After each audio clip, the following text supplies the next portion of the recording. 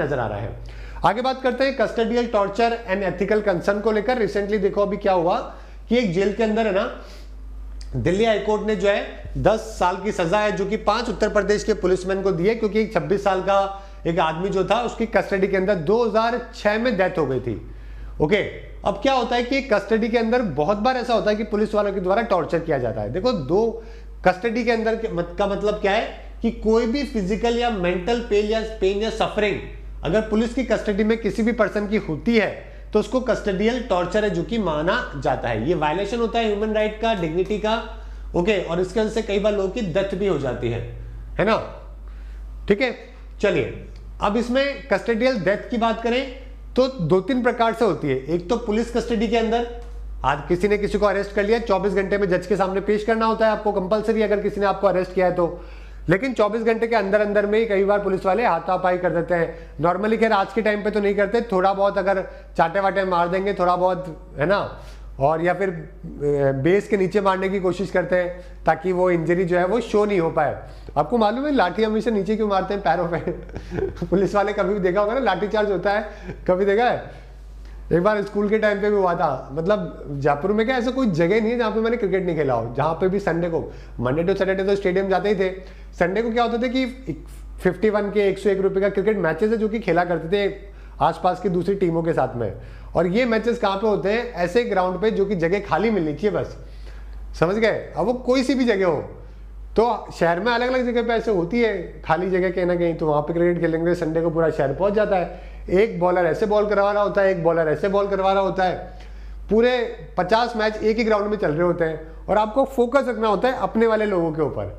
कई बार तो ऐसा होता है कि किसी ने शॉट मारा, बॉल किसी आपकी बॉल के बजाय किसी दूसरे की बॉल पकड़ने के लिए भाग गए ठीक है, क्योंकि इतने क्रिकेट मैच चल रहे होते हैं। तो वहां पे क्या हो गया कि 2 टीमों के बीच में आपस में कोई लड़ाई हो गई, पुलिस वाले आ गए, उन्होंने सबको सूचना चालू किया वहां पे। तो पहली बार मैंने देखा कि पुलिस वाले हमेशा है ना पैर के नीचे ही मारते हैं हमेशा। ठीक है, ये बात है स्कूल की।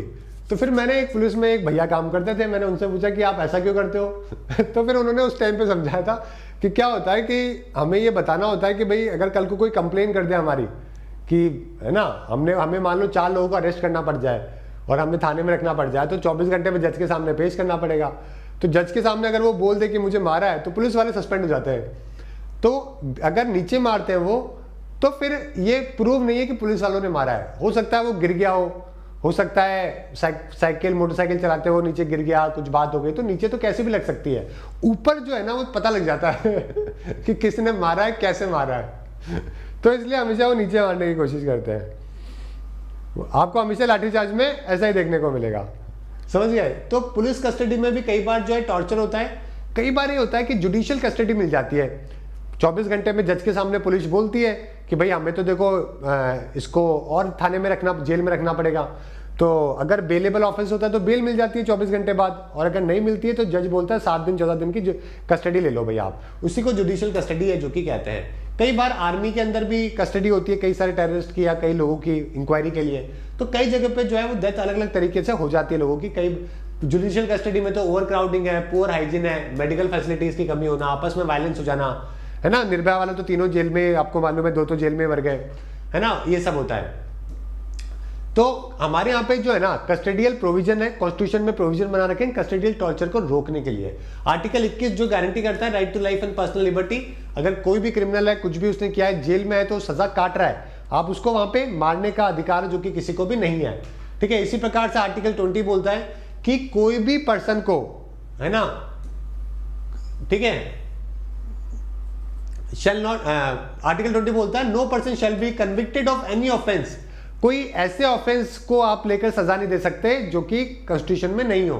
खुद का ऊपर जो खुद का गवाही होती है ना वो भी वैलिडेट नहीं करती है।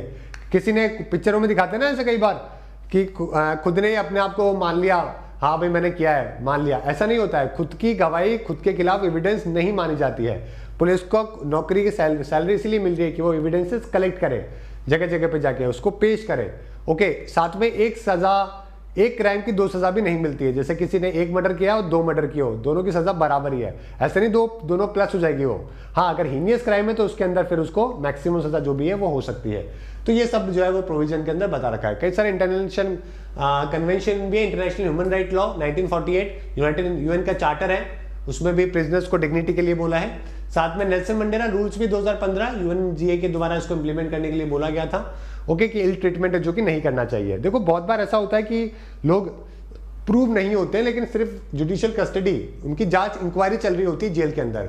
अब उस केस के अंदर अगर मान लीजिए मीडिया ने कुछ नेगेटिव चला दी खबरें, तो लोगों की नजर में तो गुनहगार हो गया, लेकिन प्रैक्टिकली नहीं है।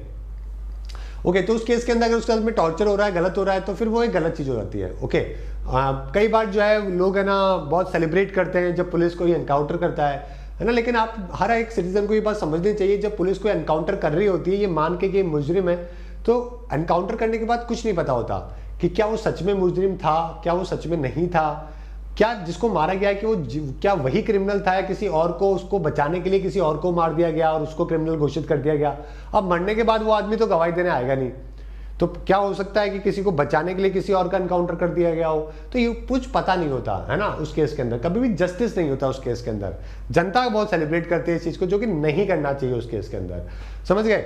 लेकिन वही बात है, तो वही सब चीजें हैं जो कि इसके अंदर एथिकल आर्गुमेंट है जो कि कस्टोडियल टॉर्चर के खिलाफ किया जाता है। ओके, चलिए आगे बात करते हैं लैब ग्रोन